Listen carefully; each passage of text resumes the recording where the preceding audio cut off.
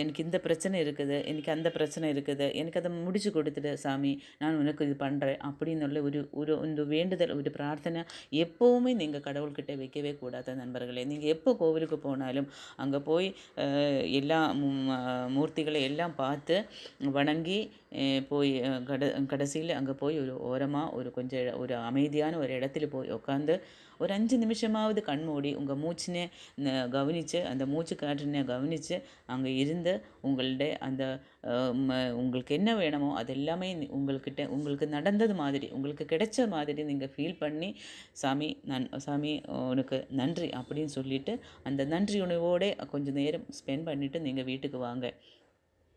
நீங்கள் உங்களுக்கே தெரியல எப்படி நடக்கும் அப்படின்னு நீங்கள் பயந்த ஒரு விஷயம், அது எப்படி நடந்ததுன்னு நீங்கள் ஆச்சரியப்படுன அளவுக்கு கடவுள் அது வந்து முடிச்சு கொடுப்பாங்க நண்பர்களே. இது நான் நிறைய அனுபவித்த ஒரு விஷயந்தான் நான் சொல்கிறது. முதல்லலாம் நான் ஒரு விஷயம் நினச்சேன், ரொம்ப பயந்துருக்குது, ரொம்ப பயந்து கடன் பிரச்சனை எல்லாம் இருக்கும்போது அதெல்லாம் நினச்சி யாராச்சும் ஃபோன் பண்ணும்போதெல்லாம் நான் ரொம்ப பயந்துருக்குது. என்ன தான் மறுபடியும் சொல்லுவோம் அப்படின்னு சொல்லிட்டு. அப்போல்லாம் நான் ஒரு மன தைரியமாக கடவுளே துணையாக நீங்கள் கூட இரு அப்படின்னு சொல்லிட்டு அவரோட கைப்பிடிச்சு நடந்ததுனால தான் எனக்கு ஒரு மன தைரியம் வந்தது. எல்லோரும் இப்போ பணம் கொடுக்க வேண்டியவங்களெல்லாம் ஃபோன் பண்ணியால் எல்லாம் நலம் விசாரித்து தான் அவங்களுக்கு ஃபோன் வைக்கும் அந்த அளவுக்கு. அப்போ அந்த சாமி அவங்கக்கிட்ட ஒரு ஒரு நிம்மதியாக அது கொடுத்துடும். அவங்கள சூழ்நிலை அந்த மாதிரி அப்படி அந்த புரிய வச்சுட்டு, ஆனால் நம்ம கர்மவினைகள் எப்போ முடியுதோ அப்போ தான் நமக்கு அந்த பிரச்சனையிலேருந்து விடுதலை கிடைக்கும். ஆனால் அது வரைக்கும் நம்ம அதை ஃபேஸ் பண்ணக்கூடிய ஒரு மன தைரியம் அந்த கடவுள் நம்மளுக்கு கொடுக்கும்.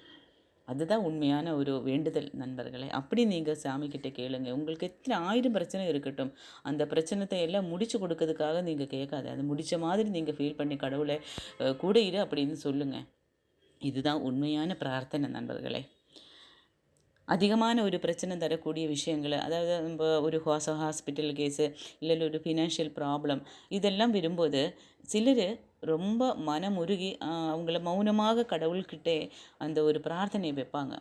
அது கண்டிப்பாக நடத்தியும் கொடுப்பாங்க கடவுள். அப்போது இப்படி தான் நம்ம எண்ணங்களுடைய அடிப்படையில் நம்ம வேண்டுதல்கள் நிறைவேறுனதுக்கு பின்னிலே ஒரு ரகசியம்.